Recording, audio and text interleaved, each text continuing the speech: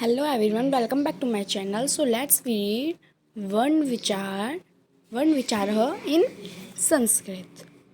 Okay तो संस्कृत में हम वर्ण विचार रीड करेंगे कि what is the means of वर्ण विचार. ओके सो ये हमारा है. सबसे पहले इसमें हमें हमारी जो डेफिनेशन दे रखी है वो है हमारी वर्ण और अक्षर.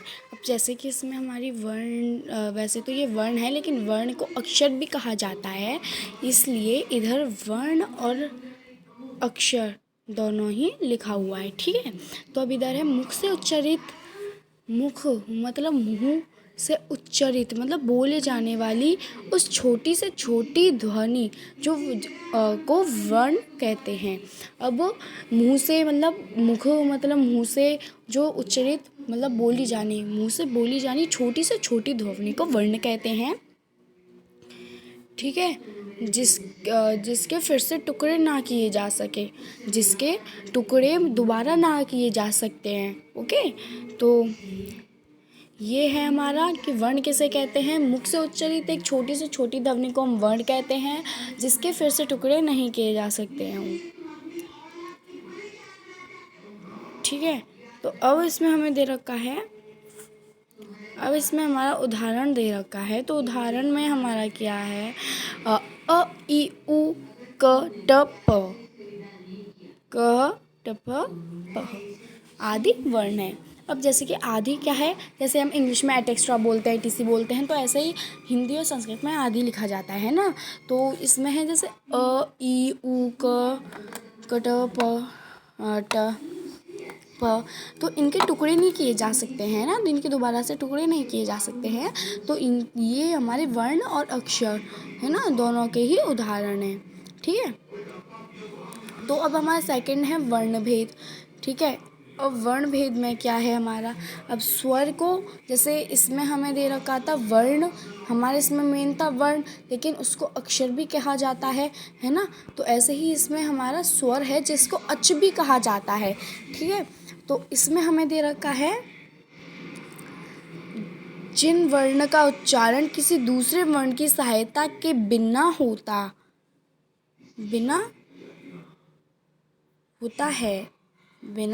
है उन वर्णों को स्वर कहते हैं.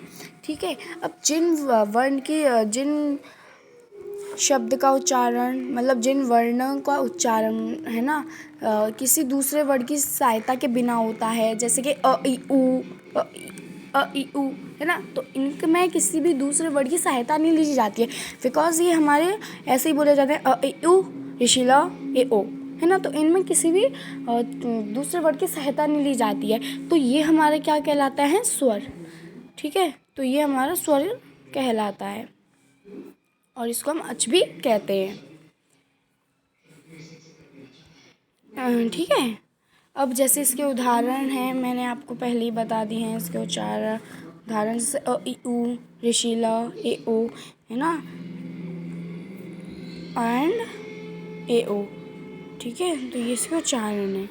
अब जैसे कि हमें दे रखा है इन वर्णों में ह्रस्व दीर्घ प्लुत 3 प्रकार के हैं. तो इन वर्ण में ह्रस्व स्वर जो होते हैं और दीर्घ स्वर होते हैं, प्लुत स्वर होते हैं, वो 3 प्रकार के होते हैं. ठीक है, 3 टाइप्स के होते हैं.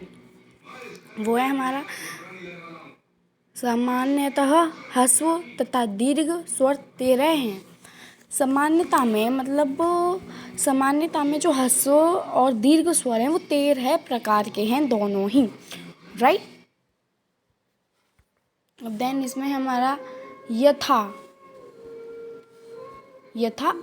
अ आ इ उ ऊ ऋषि ऋष ल ए ओ इक्वल्स टू 13. ओके, जैसे कि अब इनको हम काउंट करते हैं 1 2 3 4 5 6 7 8 9 10 11 12 13. तो ये जो पूरे वर्ड हैं है ना, ये ओ तक जो सारे वर्ण हैं वो कितने हैं, 13 हैं कुल मिला के. ठीक है, तो ऐसे ही इनमें 9 प्लुत वर्णों को और इसमें जैसे दीर्घ और ह्रस्व स्वर तो हमें पता चल गया है ना कि वो 13 ही होते हैं दोनों ही. अब प्लुत स्वर 9 होते हैं, मतलब 9 वर्णों को 9 वर्ण हैं. अब जैसे इसमें है हमारा अ ई उ ऋषि ल ए ओ ए ओन ओ। अब इसमें हम काउंट करेंगे 1 2 3 4 5 6 7 8 9। तो ये हमारे कितने हैं? 9 हैं, राइट। सो सम्मिलित कर सम्मिलित कर ये जो वर्ण है ना, सम्मिलित लिया जाए तो स्वरों की कुल संख्या 22 होती है। अगर इनको सम्मिलित कर लिया जाए, इनको मतलब इकट्ठा करके मतलब बिल्कुल ही टोटली काउंट किया जाए तो स्वरों की संख्या कितनी होती है? 22 होती है। Let's we read next topic. उच्चारण की दृष्टि से अ आ इ ई ल इन 5 वर्णों के उच्चारण में जो समय लगता है उसे एक मात्रा माना जाता है। उच्चारण की दृष्टि में अ ई ई ऋषि ल इन 5 वर्णों के उच्चारण में जो समय लगता है ना, मतलब जैसे अ आ ई उ ए है ना, तो इनमें थोड़ा सा तो समय लगता है, तो इनको एक मात्रा माना जाता है। इनको क्या माना जाता है? एक मात्रा माना जाता है। ये ह्रस्व स्वर हैं और ये क्या है? ह्रस्व स्वर। अब ह्रस्व स्वर क्या होते हैं? ह्रस्व स्वर होते हैं जिनके उच्चारण में बिल्कुल भी टाइम ना लगता हो, ओके, जिनके उच्चारण में बिल्कुल भी समय ना लगता हो, वो स्वर होते हैं अ ई उ ए है ना, अ ई उ ए। तो ये सब क्या है? ये एक शब्द है, अ ई उ ए है ना, अ ई उ ए। तो ये सब है एक वर्ड्स हैं जो कि ह्रस्व स्वर जिन वर्ण के उच्चारण में ज़्यादा समय ना लगता हो वो क्या होते हैं? उच्चारण, मतलब ह्रस्व स्वर, ठीक है। अब अ ई उ ऋषि को बोलते समय दुगना समय लगाया जाए तो यही ह्रस्व स्वर दीर्घ हो जाते हैं। अब जैसे कि हम बोल रहे हैं ह्रस्व स्वर को कि मतलब अ ई, तो हमने ये ह्रस्व स्वर, अगर हम इन्हीं स्वरों को बोलते समय दुगना समय लगा देंगे तो यही दीर्घ स्वर में बदल जाएंगे। जैसे अ ई उ ऋषि, है ना, री, इनको बोलते समय हम ज़्यादा टाइम लगा देंगे तो ये दीर्घ स्वर में हो जाएंगे। दीर्घ स्वर कौन से होते हैं? जिनको उच्चारण में टाइम लगता है ना, वो होते हैं उच्चारण, मतलब वो होते हैं दीर्घ स्वर। अब आ ई उ ऋषि दीर्घ स्वर है। अब जैसे आ बोलने में हमारा थोड़ा सा टाइम लगता है, आ ई उ री, है ना, वो दीर्घ स्वर होते हैं। जिनके उच्चारण में ज़्यादा टाइम लगे वो होते हैं दीर्घ स्वर, जो जिनको उच्चारण में बहुत कम टाइम लगे वो होते हैं ह्रस्व स्वर। अंडरस्टैंड? अब ए भी दीर्घ स्वर हैं, ए भी दीर्घ स्वर हैं क्योंकि इनको बोलने में भी हमारा टाइम लगता है, तो ये भी हमारे दीर्घ स्वर हैं, ठीक है। अब यह है क्योंकि इनके उच्चारण में भी 2 मात्राओं का समय लगता है, क्योंकि इनके उच्चारण में मात्राओं का समय लगता है ना, इसलिए भी दीर्घ स्वर है। ये मूल स्वरों अ ई उ मेल से बने हैं अतः इन्हें संयुक्त स्वर कहा जाता है। अब ये मूल स्वर के अ ई उ के मेल से बने हैं दीर्घ स्वर, अतः इन्हें संयुक्त स्वर भी कहते हैं। प्लुत स्वर के उच्चारण में 3 मात्राओं का समय लगता है।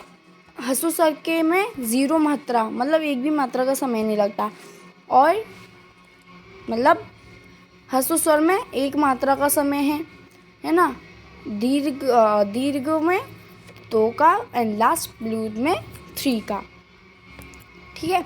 तो इनमें जैसे कि लगता है हमारा, तो वो होते हैं ल, ए ओ, तो इनमें हमारा 3 मात्राओं का समय है, राइट। तो वो होते हैं प्लुत स्वर जिनमें 3 मात्रा का समय लगता है, दीर्घ स्वर जिनमें 2 का लगता है, ह्रस्व स्वर जिनमें 1 का लगता है, ओके। सो अब है हमारा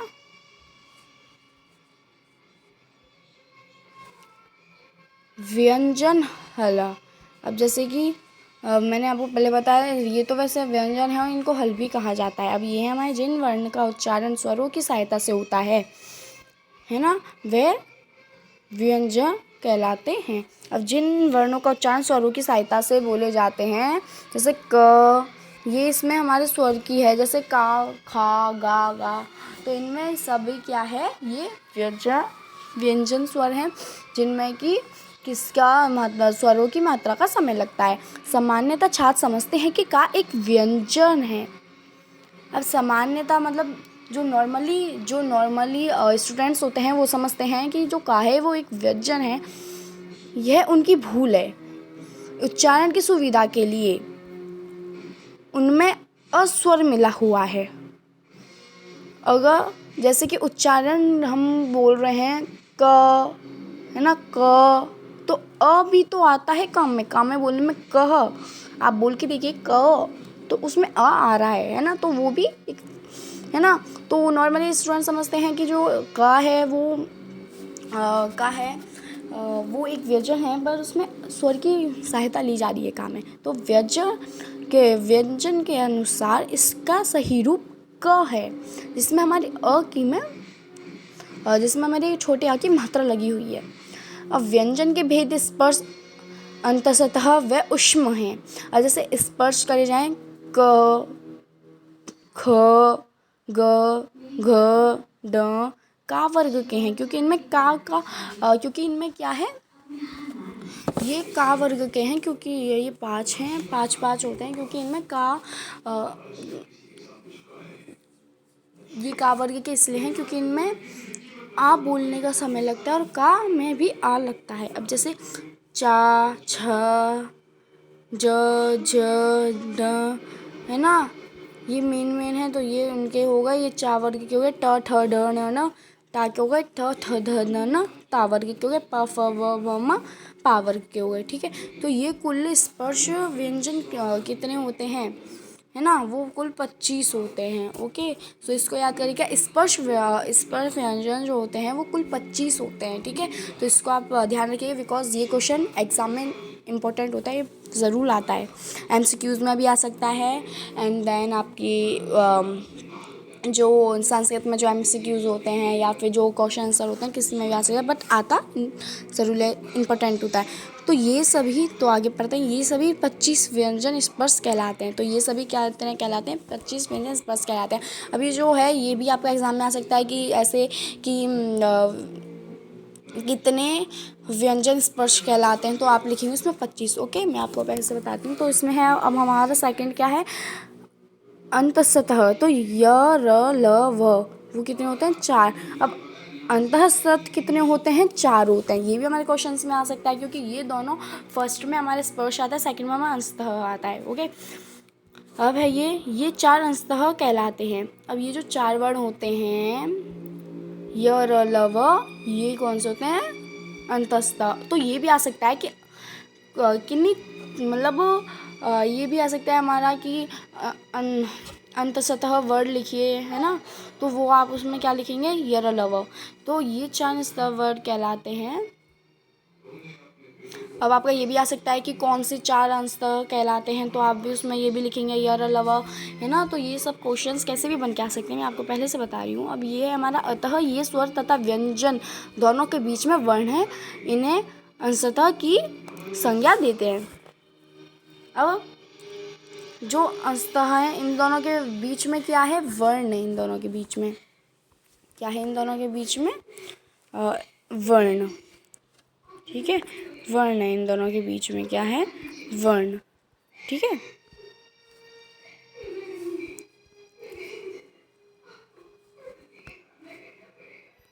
इनमें वर्ण है, इसलिए इनको संज्ञा देते हैं।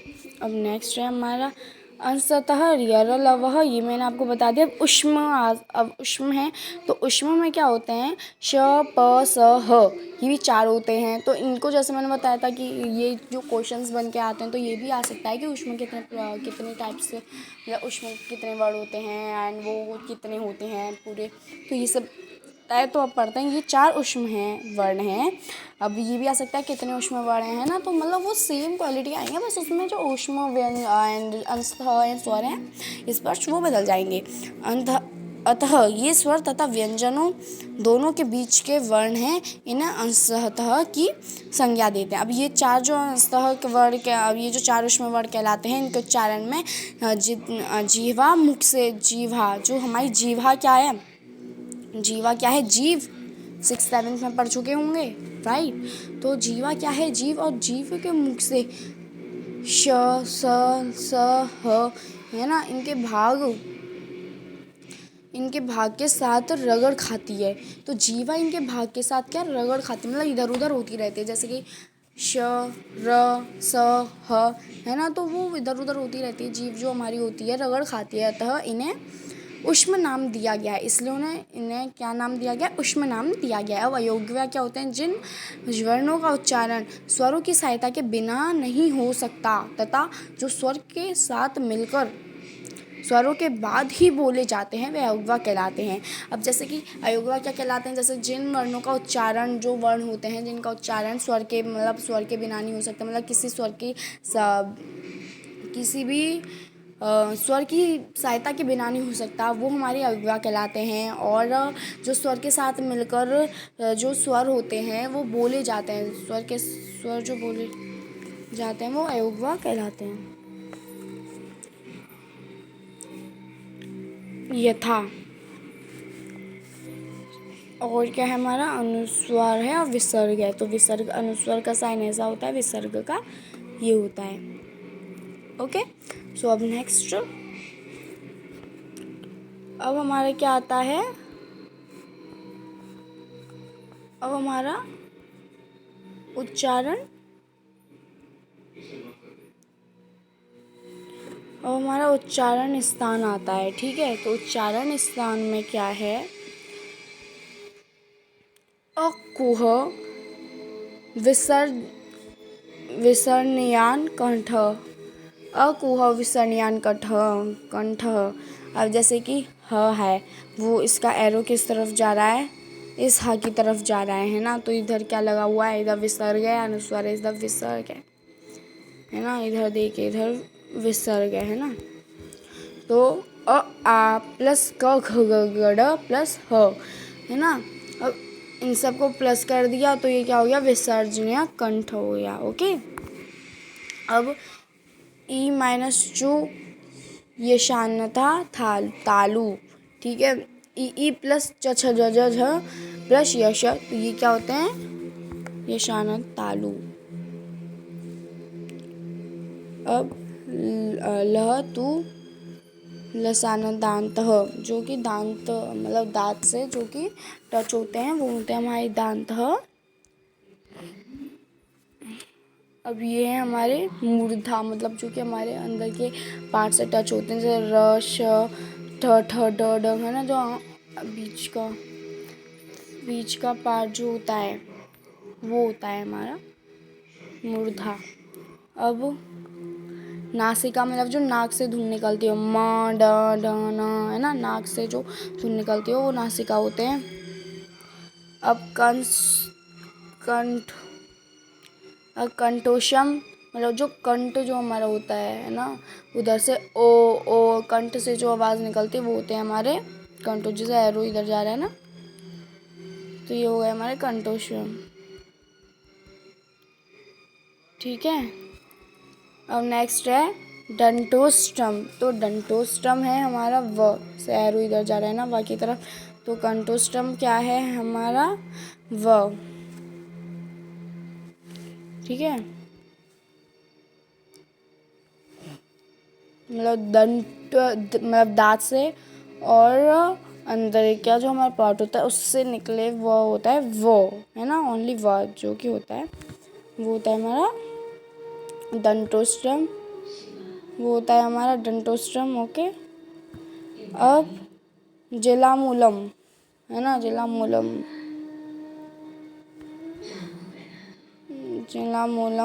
जैसे क ख जो हमारे अंदर के जो पार्ट से निकलते हैं ना, जहाँ हमारा कंठ होता है उसके अंदर से पार्ट से निकलते हैं वो होता है हमारे जिलामूलम, ठीक है। अब हमारा नासिका अनुस्वार, नासिकानुस्वारस्य, तो वो है हमारे, जैसे कि हमारा आ है तो इधर हमारा खाली, तो इधर हमारा आ जाएगा आ, है ना। तो ये हमारे हो गए। तो नासिका अनुस्वर जो है हमारा नाक से जो निकलता है, और हमारे जो अंदर का ओके, नाक से जो शब्द निकलते है ना, तो वो होते हैं हमारे नासिकानुस्वारस्य। अब जैसे कि इधर हमें दे रखा है कंठ, तालु, मुर्दा, दंतोष्ठ, नासिका, कंठ, तालु, कंठोष्ठम, दंतोष्ठम, जिलामूलम, है ना, एंड नासिका। तो ये सब, ये पूरा जो है आपको रीड करना है। ओके। अब सो ये था हमारा